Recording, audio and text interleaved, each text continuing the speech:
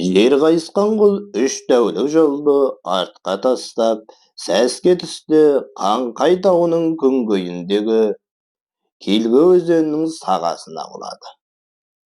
Қалың жыныс арасымен көсіліп аққан Келгі өзенінің ағысы салт аттыны сабау құрлы көрмей қақбақылдап әкететіндей тым қатты еді. Өзеннен өтісі болды арғы бет үш меркіттің ата қонысы. Басты мақсат Тоқтабектің аулын таң бозына жеткізбей, ұйқының талма шағында басып алу. Қосын әскерлер қас қарайғанша орманның қусырғауыл тасып сал буды. Бұл кезде азыққа деп айдаған сиыр мен қойдың да қарасы азайған. Бөр азығы мен ер азығы жолда тәңір жарылқаса, ендігі нәпақалары меркіттерден. Меркіт ауылдары қоралы қойдан, табынды сиырдан кенде емес. Әр ондықтағы жауынгерлер қару саймандармен өз бастарын аман алып шықса болғаны. Бұл түні тұғырымен жамық ойлағандай, Тоқтабектің аулы шырт ұйқыда болса да, бар пәлені бастаған басты адамдарын қолға түсіре алмады. Келгі өзеннің бойындағы балық аулау мен күнкөрісін қарайтын жатақ меркіттер қалың қол өзенге құлаған сәтте-ақ Тоқтабекке жау келді деп хабар шаптырған. Бірақ Темужіннің бағы бар екен, бөртін алып келгеннен бергі 3 ай бойына қуғыншы жаудың шабуылын күтіп, қару-жарағын, ат-көлін сайлаған меркіттердің жасағы соңғы күндері күдерін үзіп тарап кеткен. Солтүстігі сайын жотасына дейінгі ұлан қайыр даланың сай-саласында сайғақтай жосып, мал қамымен кеткен көшпенді меркіттердің басын қосу бірер күндік шаруа емес.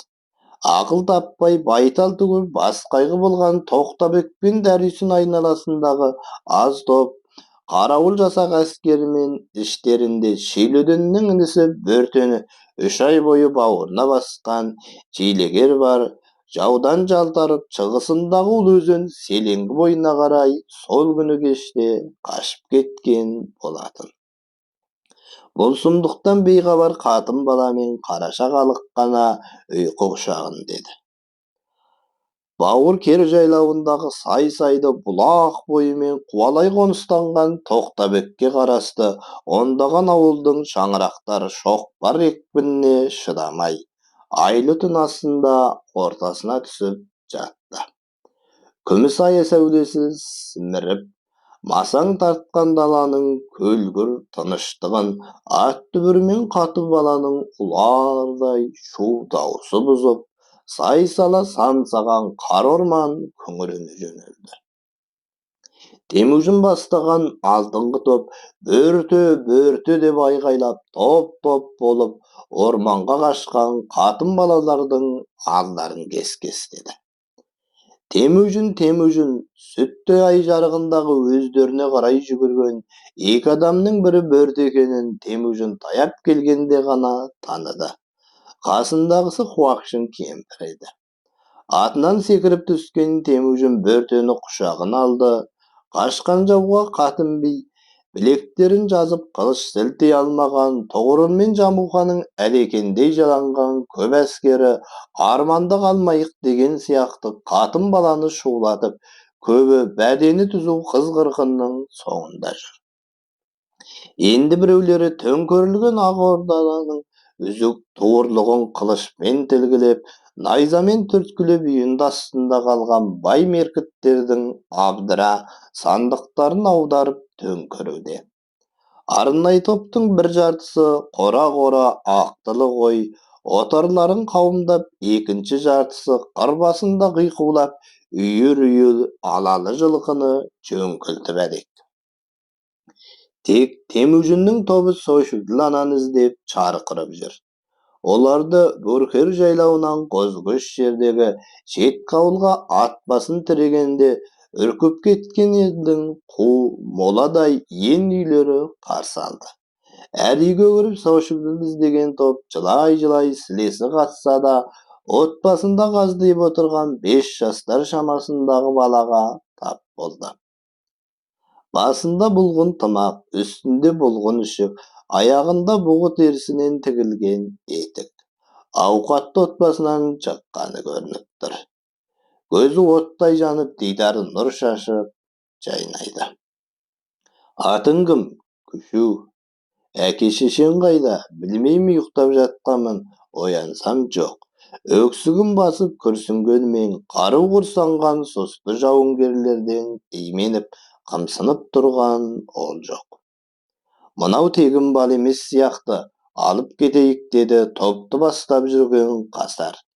Шешеме апарып берейін, ол кісі мейірімін төгіп асырап бағады, байқайым мықты жігіт болады.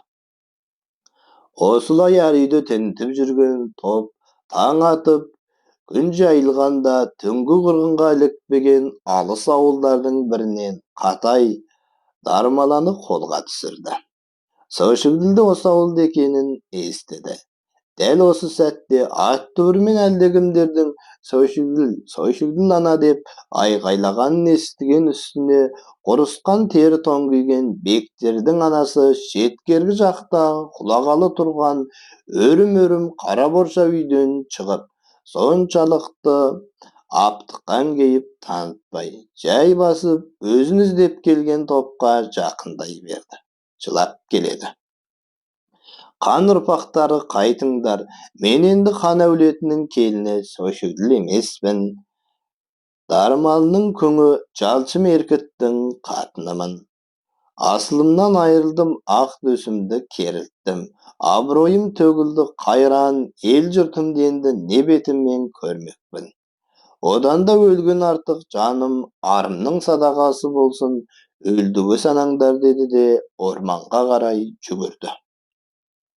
Кейуана жылап барады, іздей келген атты топ не істерін білмей қапелімде абдырап тұрып қалды.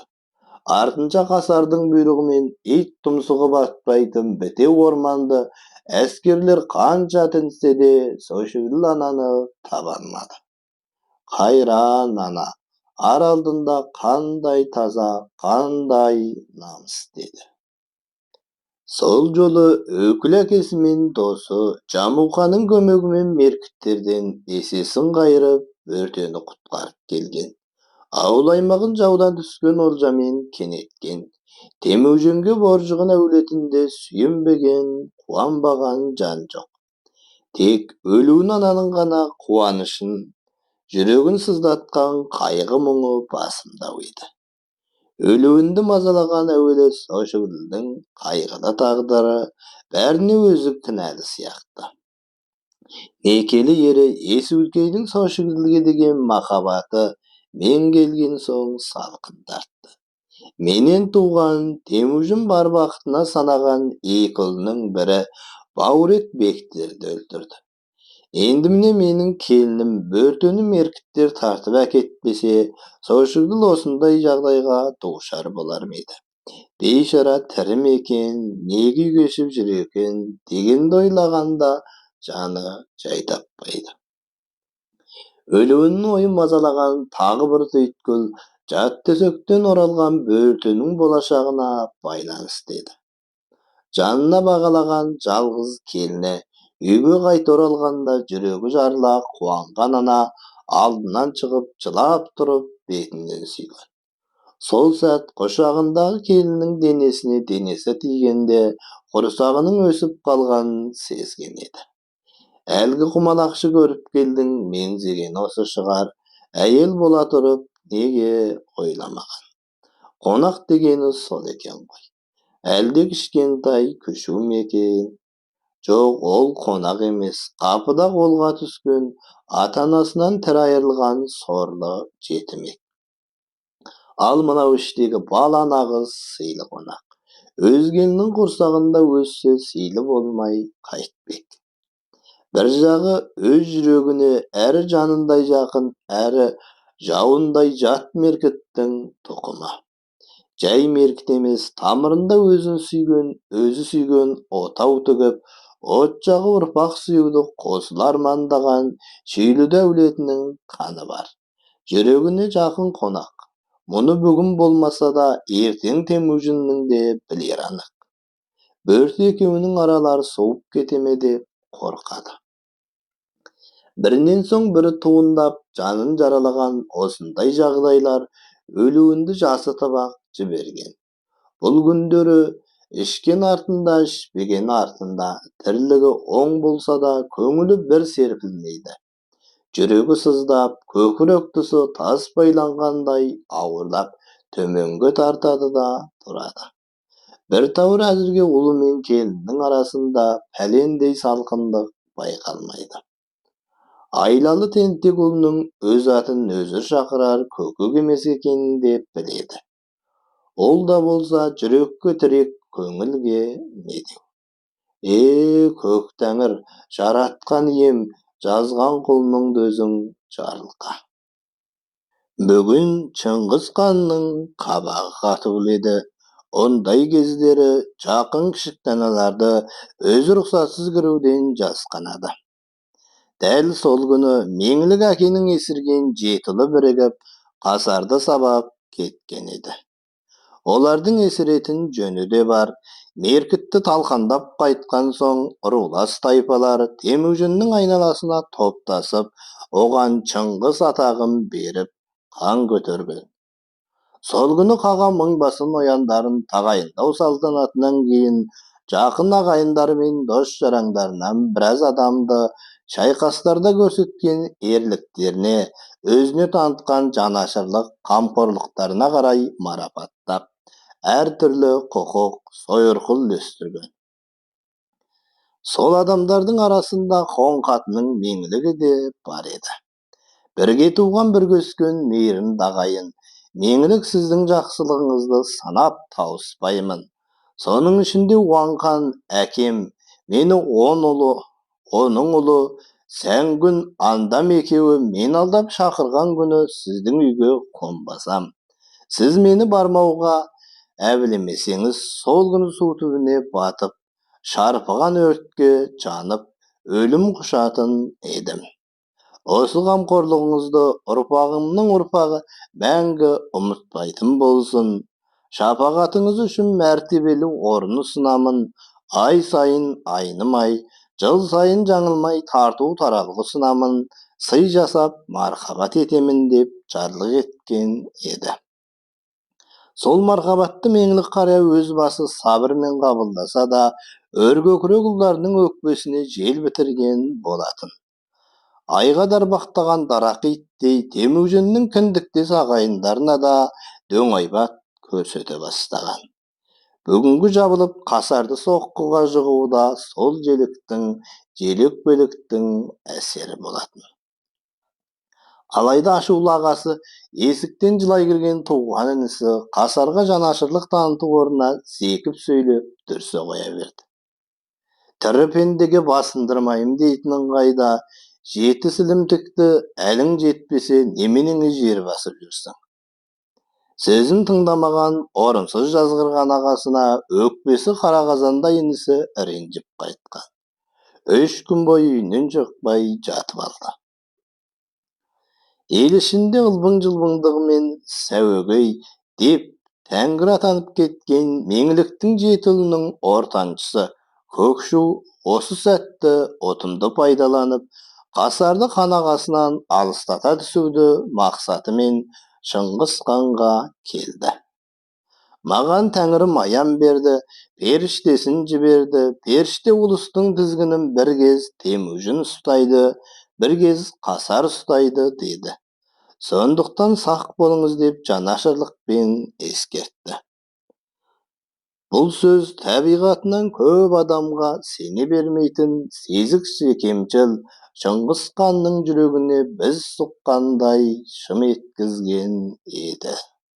Суретші уақыт жылыстап, жылдар өткен сайын өлуін ананың көңіліндегі қара даққа сырлы бояуын қалыңдата жағып, қара барқын тірлігіне әр бере бастағандай. Бәріне себепші Темужіннің үкімді іс-әрекеттері. Бұрынғыдай әкеден жас қалған жетім ұл Темужіннің емес, айналасындағы ондаған тайпаны өзінің соңынан ертіп, абыройы өсіп, мейманасы тасыған Шыңғыс ханның анасы. Ұлына қатысты көңіліндегі көп түйткіл ретімен шешіліп жатқандай.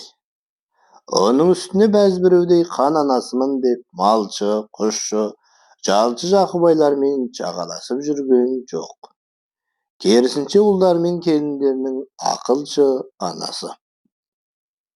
Ол аз десеңіз темujinime жалғұйрық қолғанат болсын деп, әр жолғы шапқыншылықта жұртта қалған қара домалақтардың ішінен жетелі болар-ау деген 4-5 жетімекті аялап асырап бақты.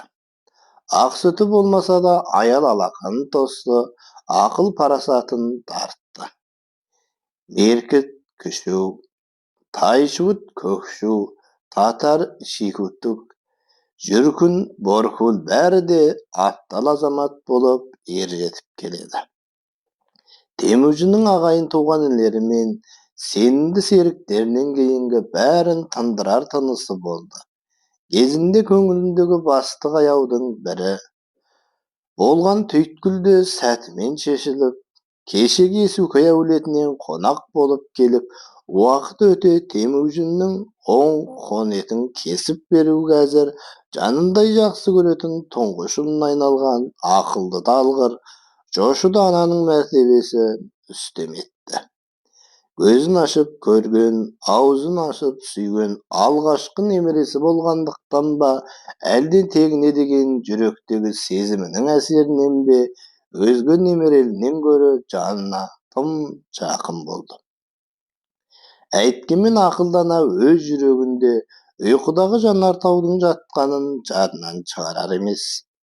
Жанартау жарылыссыз болған ба, көңілдің терең түкпірінен анда-санда ылп етіп ұшқын шашатында жүрекке сыр беретін. Ал жай дүмпу емес, ыстық магманасын көкке шашар Жанартау жарылысының білтесі баяғы қаны ұстап туған қампетер қатыгез ұлының қолындағыдай көретін де тұратын. Өштескен жау меркіт пен татардың өзекке тепкен өз ағайыны Тайшығұттың жөні бөлек. Ұлының бұларға істеген қиянатына түсіністікпен қарауға болар, бірақ қиянат мұнымен біткен жоқ. Кешегі жетім ұл атанған шағында қолын тізгінге, аяғын үзеңгіге жеткізген әке жолдас, Керейқаны Тоғырылдың бас сүйегі Кербесудің қолындағы сырлаяққа айналды. Жастайынан жарысып бірге ойнаған жан дегенде жалғыз досы Жанбұқаның жанында жаһанамға жіберді. Батыстағы ұйғырдан түстіктегі орман қалқына дейінгі көшілген байтақ далада қанша жанның басы шашылып, қанша жесір мен жетім қан жылап жаратқан Тәңірге ғана аян. Осынша қан бодаусыз кетер ме екен, ана жүрегіндегі Жанартау дүмпуі осыны сездіреді. Көкірегін кернеген кірекі ойдан құлазыған шақта кеудесін орталату үшін бір сәт жас кезіндегі шүйліді аңсаған кездеріндегідей қырға шығып, кеудесін дала самалының сүйкімді алақанына тосқысы келеді. Ол да бір дәурен, ол да бір жанға дәнекер көңіл қош екен. Бұл күндері қайда қаңғымақ, жат көзге дүниеде арманы мұң мұқтажы жоқ көрінетін ханның анасы қаңырап қыр үстінде жападан жалғыз бошалап бара жатса, ел жұртқа масқара ғой. Оның үстіне қан ордасы күндіз торғауыттардың, түнде кептеуілдердің күзетінде. Көзге түспеу, тіпті өз бетімен шығып кету мүмкін емес. Кірпік қақпайтын қарауылдың қырағы көздері қатты жібермейді, дереу дабыл қағылады. Түн ортасы өлуін ой құшағында сазырып жатып, көзі жаңылынды. Апа, апа деген көшудің дыбысынан шошып оянды. Не болды жарығым? Қанағатай Қасар ағамды ұстауға кетіпті. Өлуін ананың жүрегі зырқ етті. Қаны басына шаршып, аппақ шаштарының арасынан жарқылдаған найзағай оттары құйқасын тесіп өтіп, миына қадалып жатқандай зу ете берді. Кептеуілдерге жүгір, ақ атанды күймеге жексін. Ана жеті қараңғы түнде жаман ырымға бастамайын деп, зарлы жүректің үнін тістенген тілімен тиектеп үн шығармай келеді. Әйткенмен көз жасын ірке алмайды, көл көсір жылап келеді. Таң қылаң беріп, бұрқын қалды үннің шығыс қырқаларынан болымсыз ақ сәле сығалағанда, түні бойы тайраңдай желген ақ ата маң-маң басқан жүріске ауысып, қиқылдаған қазақ арбаны ақ орданың алдына келіп тоқтатты. Қасар керегеге таңулы, қолында дойыр қамшы, зікір салған бақсыдай көй-көй басып тұрған Темужін анасын көріп ығыстай берді. Тұтқын ұлын өз қолымен босатып, өлімін белбеуін қоса басындағы қалың шәр оламанын Қасардың қолына ұстатты да төрге барып отырды. Қартайса да ажары қайтып, нұры таймаған ананың жүзі темір қаракөк болып сазарып кеткен. Малдасын құрған бойда ақ жібек көйлегін алдын дар еткізіп жыртқан кезде, жортуылшының торсығындай екі омырауы екі тізенің үстіне толықсып тұрды. Булыққан ызасын әрең тежеп, екі алақанын екі омырауының астына қойды да, анадайда тайсап тұрған Шыңғыс ханға: Темужін бері қара, тар құрсағымнан шыққан төрт ұл, бір қыз, осы екемшегімді таласып еміп, тай қолындай тебісіп ержетіп едіңдер. Темужін, сен мына бір омыраудың сүтін таусатынсың. Қайшуын Темуге Отчигінің екеуі бір омырауымның сүтін тауыспайтын. Ал Қасар екі омырауымның сүтін тауысып, кеудемді орталатып, жанымды жай таптыратын. Кіндіктестеріңмен үзіскен кісәпір Қасар саған не істеді? Қаранардай күшін берді, жасаған жауыңды жай отымен жасқады. Қашқан жауыңды қайтарып табаныңа салды. Енді жауласатын ешкім қалмады деп астамсыдың ба? Қасарға ісім түспес дедің бе? Жоқ, жауың көбеймесе азаймас. Өлгенше өзге жұртпен жағаласып өтерсің. Желкен қиылар, жеті мойның үзіліп, жерде шірірсің. Көрді тұр қорқаулар жетер түбіңе. Мына қылығыңды естіп, көзімнің жасы көл болды, көкірегім көр болды, еңсем түсіп жер болдым, жүрегім шемен шер болды. Көзің қанталаған аш қасқыр екенсің. Темужін қанша тас жүрек болса да, бұл жол анасының ашуынан қатты қорықты. Сөзі сүйектен өтті, кірерге тесік таппай ұяттан өлердей болып, өзінің бұл жолғы қылығына өкінді. Апатай, сіздің ашуыңыздан соншалықты шошыдым. Ұялғанымды айтып жеткізе алмай тұрмын. Ендігі еш уақытта бұлай істемеймін деп, екі қолын кеудесіне қойып анасының алдына тізерлеп отыра кетті. Бірақ шын мәнінде Шыңғыс хан бұл жағдайдан соншалықты сабақ алмаған еді. Бұрын Қасалдың елдігіне берген 2000 адамның 400-ін өлуінге білінбей қайтарып алды. Қасар ағасының әлі де өзіне бақталас санап шеттететініне, бір тырнағы ішінде екеніне іштей ренжісе де, анасының көңіліне қаяу түсірмес үшін бұл жөнінде тіс жарған жоқ еді. Алайда жамандық жатқан ба, бұл әрекетті басқалардың аузынан естіген өлуін ананың ұлының осынша қаталдығынан түңіліп, елуге еркін жетсе де, қапа мен күн санап қартайып бара жатты. Қытайдың алтын қанын бағындырып, елдің оңтүстік астанасы Нәнжің қаласына жуықтаған оралған Шыңғыс хан саудагер ұйғыр Қасаннан сіздің Сартуылға, Түркістанға жіберген оқына бастаған 100 саудагер елшілеріңізді Мәлік Сұлтан бірін қалдырмай қырып салды деген сұмдық хабарды естігелі мазасы кетті. Екі араға алтын арқау болсын деген ниетпен жіберген елшілерімізді қырып салған Сартуылдағы Шыңғыс хан басымен қалай ғана тегін қалдырмақпын. Төбелеріне қараспан төндірім деп мыңбасын ояндарын жинап алқалы құрылтай өткізді. Таңғыттың бұрқанына елші жіберіп, сартуылдарды бағындыруға аттанғалы жатырмын. Уағдаластық бойынша әскерін алып, оң қол болып аттансын деген сәлем айтты. Таңғыт Бұрқаны мен Еша Қамбаттың уәдесінен тайып, өз әскерінің күші жетпесе, несіне қам болып отыр деген жауабын жіберген елшінің аузынан естігенде Шыңғыс хан жарылып кетуге дәс қалды. Ерін бауырына толады. Қазір ғана қол жіберіп шабып алу керек еді. Сартуылдардың қорлығы Бұрхан хан мен Аша хан батудан да артық батып тұрғандықтан кейінге қалдырайық. Осы шайқастан қайтқан соң сазайын береміз деп жол қамына кірісті. Қыры-сырын жақсы білмейтін Жеменейдің жер түбіндегі беймәлім дұшпанына қаһарын төккен Шыңғыс хан әскери күш қуатын сарқып ап аттандырмақ. Алтын Ордаға 10 мың адамды кішік дана торғауыт кептеуіл қоршы буғышыларға бас көзетіп, от иесі Темүгені ғана қалдырмақ. Ал әйелдер жағынан құланның ғана еріп жүруіне рұқсат берді.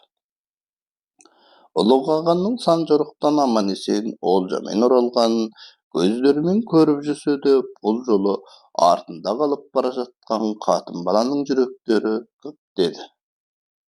Жас 60 талқындаған қарт қаған көз көріп құлақ естімеген жат елде жасым болса, күндері не болмақ. Құрылтай шешімінен соң өзіне ең жақын маңбасын ояндары төрт ұлы және әйелімен ордада оңаша қалған сәтте Шыңғыс ханға қарап, Есүй ханым қаймықпай сөз бастады. Хан ием алыс сапарға аттанарда артта қалған ел жұртыңызды кімге тапсырасыз? Өмірге келмек бар да кетпек бар. Қарқарадай басыңызға хапілет келсе, қалған жұртыңызға кім ие? Теккен туыңызды жықпай кім ұстамақ? Туған төрт ұлыңыздан төр ұлысыңызға кім ие болмақ? Қалып бара жатқан қараша халқыңызға, ағайын туысыңызға, қатын балаларыңызға қатар жауабыңызды, айтар сөзіңізді естігіміз келеді деді, бөгіліп, ізет көрсетіп, орнына отырды. Есүйден мұндай сөз күтпеген хан іркіліп қалды. Өмір өлім жайлы терең ойға кеткені толғанысты жүзінен ақ аңғарылды. Екі қасының арасы жақындай түсіп, ашуланғанда шатынап шыға келетін ежірейген көкшіл көзі бұл жолы қабақ астынан шүңірейіп көрінді. Қағанның қашанда қасынан табылатын айналасындағылардың дәл осындай ойлы жүзін әс көңілім бұрын соңды көрмеген тәрізді. Ойын жинақтаған қаған сәлден соң ғана сөз бастады. Қатында болса Есүйдің сөзі есті сөз. Інілерім, ұлдарым, жанымда жүрген жақын достарым, Борши Мұқали мұндай сөзді бұрын соңды еш қайсыларың айтпапсыңдар. Ата-бабалардың жолымен мен де фәни дүниеден өтерімді есімнен шығарған екенмін ау. Ажал мен айналып өтердей аңдаусыз жүріппін ғой. Балаларымның тұңғышы Жошы, сен не дейсің? Хан әкесі әуелгі жауапты Жошыға сілтегенде, қонышына от түскендей болған Шағатай орнынан ұшып тұрды. Жошы, сен не дейсің деп ұлысыңыздың тізгінін соған бермексіз бе? Сонда біз мына меркіттің шатасына бағынбақпыз ба? Сол сәтте ми зырқ еткен жүрек өрекпей жөнелген Жошы да атып тұрып Шағатайдың кеудесінен ала кетті. Не оттайсың, Шағатай, байқап сөйді. Мені хан әкем сыртқа теппегенде сен неге шеттетесің? Менің сенің қай білімің артық? Көп болса ордажық, ал кеуделігіңмен артық шығарсың. Жебе тарып жеріне жеткізе алмасам, бас бармағымды кесіп тастайын. Белдесіп астыңа түссем, жатқан орнынан тұрмайын. Хан әкемнің жарлығы ғана білсін. Екеуі бір-бірінің жағасынан алып тепкілесіп тұр. Жошының бір қолына Борши, Шағатайдың қолына Мұқали жармасты. Қаған үнсіз қалған. Есүйдің бас жағында отырған бөрте көз жасына булығып сыртқа атып шықты. меркіттің жатасы деп қорлай тиісе сөйлегені меркіт қызынан да шатынан тиді ма, әлде күндес емес абысындай болып сыйласып кеткен бөртені жұбатпақ болды ма, құлан қатын да аяғын некей басып сыртқа беттеді. Екі жақты ақылға шақырған бәтуа сөзді мыңбасы Көкөшос шешім бастап еді. Аз моңғолдың басынан не өтпеді, тозған елін топтастырамын деп қан емне көрмеді. Көсіліп көрпеге жатпады, ер жастанып, етегін жамылып, аспан астында аязға тоңды. Аптапқа күйді, сендердің атжалын тартып мінгізіп, аяқтарыңды үзеңгіге, қолдарыңды қанжығаға жеткізді. Асқар таулар әкелеріңнің алдында сол үшін айыпты ма? Бетінен неге аласың? Әкені қояйық ақ сүтімен асыраған асыл ананың көл дария көңіліне. Маңдай ерген мейіріміне неге дақ салып, аузына ақ ит кіріп көк ит шығады. Беті қара. Бәрің де бөртенің құрсағынан шықпадыңдар ма? Жөнсіз сөзбен жер еттің. Жүрегі жыл ананың жүзіне қалай қарайсың? Орда ішіндегілердің бәрі де тым-тырыс. Өлім күзетінде отырғандай демдерін ішіне тартып, үнсіз қалған. Көкөшостың сөзі жүрегіне біздей қадалған Шағатай енді мүләйім күйге түскен. Жошыға ондай сөзді қалай айтасың, Шағатай? Деді хан өлі тыныштықты бұзып. Ушыққан жайды ашумен емес, ақылмен шешкісі келгені көрініп тұр. Ұлдарымның үлкені Жошы емес пе? Мұндай сөзді ендігәрі естімейтін болайын. Отырғандардың бәрі Шағатайға қарады. Тілмен өлтіргенде тиіп болмас, сөзбен өлтіргенде реп болмас. Ауыздан шыққан абайсыз, ақылсыз сөзімді қайтарып ала алмаспын. Бірақ кемістігімді мойындаймын. Қан әкемнің үлкені Жошы екеуміздің күшімізді біререйік. Қас дұшпанымызбен қасқайып күресейік. Теріс айналғандарды тезге салайық. Жазым болсаңыз жүрегіңіз жұмсақ, жаны жайсаң өгедей. Үкітай өзіңіздің орныңызды бассын. Қанның қабағы жазылғандай болды. Не айтасың, Жошы? Шағатай жөнге енді түсті. Екеуміз өгедейге серік болайық, күшімізді қосайық. Қосылмай-ақ қойыңыздар. Жаһан кең, жер мен су жетеді. Бөтен жер бөтен елдерді иелендіріп, жеке-жеке жіберейін. Өз иеліктіңді кеңейтіп билік құрыңдар. Тек Жошы, Шағатай екеулерің айтқандарыңда тұрып, береке құраңдар. Досқа күлкі, дұшпанға таба болмаңдар. Ендігі сөз өгедейді. Қан әкем ұйғарған екен, мен не демекпін, қолымнан келмейді деп қалай айтпақпын. Бар күш жүгеріммен тырысып бағамын. Деп ұрпақтарымыз шөп құраса май жемес, май құраса ет жемес болып тумаса болды. Өз кезегі келгенде от иесі төлүй.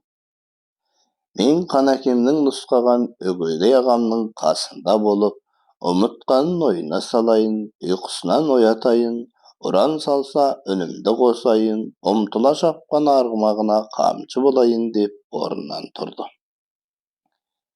Бәрінде енді ақылға келдіңдер. Мен өлсем өгедей орнымды басады.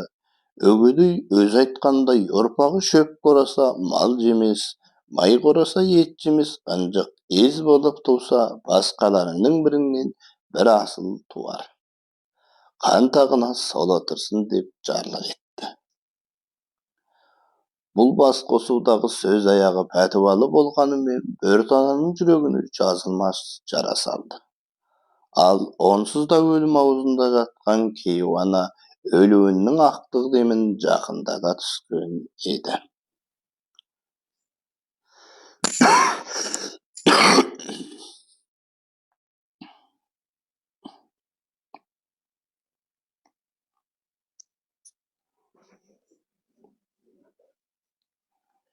Өлуін